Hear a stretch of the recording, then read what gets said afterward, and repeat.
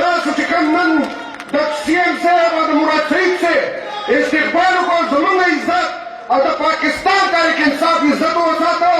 نو زه تاسو ته صرف د دې په حواله دا خبره کوم او دې اپوزیشن والا ته یې ښیم چې پرون نه بله ورځ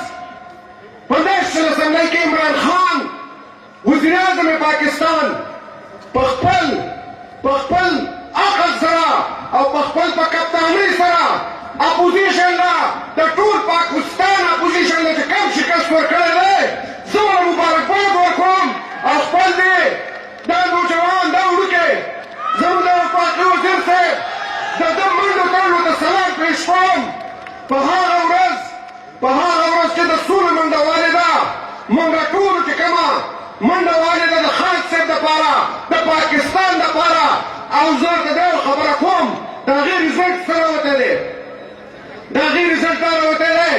چې نواز شریف په لندن کې د عمران خان شکریه ادا کړه وایي ستا ډېره مهرباني عمران خان ما له دې د ووټ حق راکړ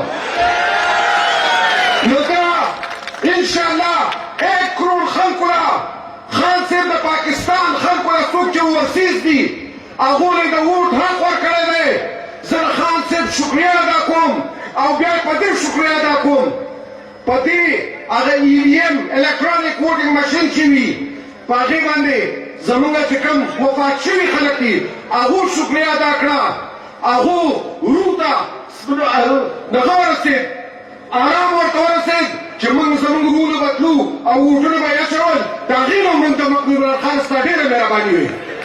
نو د موږ له ووټونو نه هم دمه شو او انشاءالله تعالی دې اپوزیشن له دا کوم چې دا غلا او ډاکوان راجمع شوي دي دوی له به په دې EVM په دغه باندې به له موږ شکست ورکړو انشاءالله په 2023 کې زموږ ډېر ډېر نرم CM صاحب پرې واپسي ده د هغو خپل پروګرامونه دي CM صاحب صرف شکریه ادا کوم دا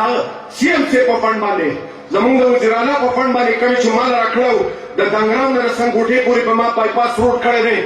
د هغې ډېر زیات ضرورت دی CM صاحب هغه ستاسو په مهربانۍ په هغې کار روان دی بل د کوستانګټ نه والا د دنګرامه پورې چې کوم روډ د بایپاس منظور شوی دی نو زه تاسو ته یو ریکویسټ کوم وزیراعلی صاحب چې نن سبا موږ له په سوات کې صرف او صرف بایپاس روډونه منظور کړئ د دې سروېګانې وکړئ او بل کم چې صحت کارډ ورکړی وزیراعلی صاحب کم چې نور د ګرانۍ په مد کې راشن کارډ روان دی هغه ورته وزیراعلی صاحب په خپله ووایي او بل کم چې اکسپرس وې ده د چکدرې نه د هغه د باغډیرۍ پورې په هغې ورته زه سلام پېښ کوم خپل وفاقي وزیر صاحب ته هم وزیراعلی صاحب ته هم چې انشاءالله په هغې به ډېر زر کار شروع شي زه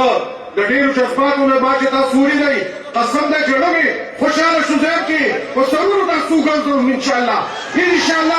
څنګه چې تاسو زموږ عزت وکړو دغه شان دې موږ ستاسو عزت کوو